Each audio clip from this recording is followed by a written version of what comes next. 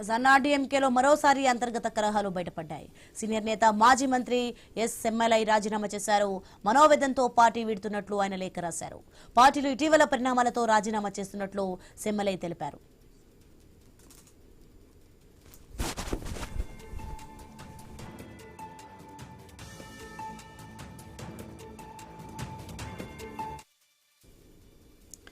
Breaking news చూస్తున్నాం. అన్నాడీఎంకేలో మరోసారి అంతర్గత కలహాలు అయితే బయటపడ్డాయి. ఇక సీనియర్ నేత మాజీ మంత్రి ఎస్ సెమ్మలై రాజీనామా చేశారు.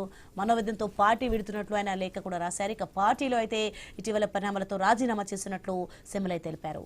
రైట్, ఇదే అంశానికి సంబంధించి మరింత సమాచారం మా ప్రతినిధి గోపీనాథ్ అందిస్తారు ఫోన్ లైన్లో. గోపీనాథ్, అన్నాడీఎంకేలో మరోసారి అంతర్గత కలహాలు నెలకొన్న దృశ్యాలు చూస్తున్నాం. సీనియర్ నేత మాజీ మంత్రి ఎస్ సెమ్మలై రాజీనామా కూడా చేశారు. దీనికి సంబంధించిన పూర్తి అప్డేట్స్ ఏంటి?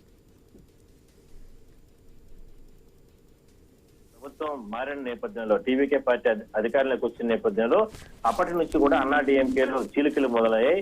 ప్రభుత్వం ఏర్పాటైన తర్వాత టీవీకే పార్టీకి ఇప్పటికే కూడా దాదాపుగా 20 నుంచి 25 మంది ఎమ్మెల్యేలు మద్దతు తెలపడం జరిగింది. ప్రభుత్వ ఏర్పాటు వాళ్ళందరూ కూడా సపోర్ట్ చేశారు. అయితే ఇక్కడే విభేదాలు, అంటే ఒకరు సపోర్ట్ చేయాలని, ఒకరు సపోర్ట్ చేయకూడదని, పళనిస్వామి వర్గం సపోర్ట్ చేయకూడదని, అదేవిధంగానే ఈ సెమ్మలై కావచ్చు మరి కొంతమంది వర్గము సపోర్ట్ చేయాలి. ఈ రకంగానే ఇద్దరి రెండు వర్గాల మధ్య తలెత్తినటువంటి వివాదం ఇవాళ మరోసారి తారాస్థాయికి చేరింది. అందువల్లనే మాజీ మంత్రిగా పనిచేసినటువంటి సెమ్మలై ఈయన పార్టీకి ఏకంగా అన్నాడీఎంకే పార్టీకే రాజీనామా చేస్తూ కూడా ఒక సంచలన నిర్ణయం తీసుకోవడం జరిగింది. అంటే రాజీనామా చేసి నేరుగా అంటే రాజీనామా పత్రాన్ని పార్టీ ప్రధాన కార్యదర్శిగా ఉన్నటువంటి పళనిస్వామికి పంపడం జరిగింది. ఇదే ఇప్పుడు రాష్ట్ర వ్యాప్తంగా చర్చకు దారితీసింది. అయితే ఈయనతో పాటు అతి త్వరలోనే మరికొంతమంది పార్టీ క్రియాశీలకంగా వ్యవహరిస్తున్నటువంటి కీలక నేతలు అన్నాడీఎంకేలో రాజీనామా చేస్తున్నట్లు కూడా ప్రచారం జరుగుతోంది. ఇప్పటికే ఎమ్మెల్యేలు పెద్ద సంఖ్యలో టీవీకే పార్టీకి మద్దతు తెలపడం, ఒకవైపు ఈ రకంగా అంటే మాజీ మంత్రులుగా పనిచేసినటువంటి పార్టీలో క్రియాశీలకంగా ఉన్నటువంటి సెమ్మలై లాంటి కీలక నేతలు కూడా పార్టీకి రాజీనామా చేస్తుండడం ఆ పార్టీలో తీవ్ర సంక్షోభానికి ఏర్పడిందని మనం చెప్పొచ్చు. సో మొత్తం మీద మాత్రం అధికార పార్టీ వైపు అందరూ కూడా మొగ్గు చూపుతున్నారు.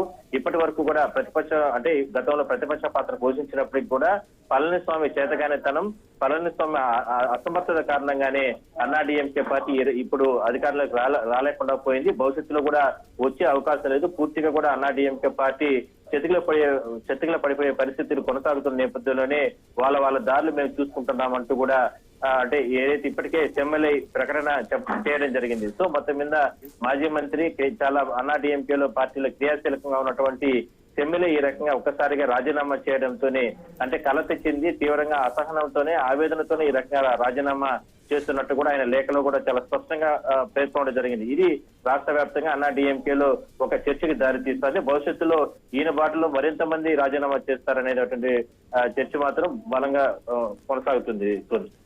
Right, thanks for information Gopinath.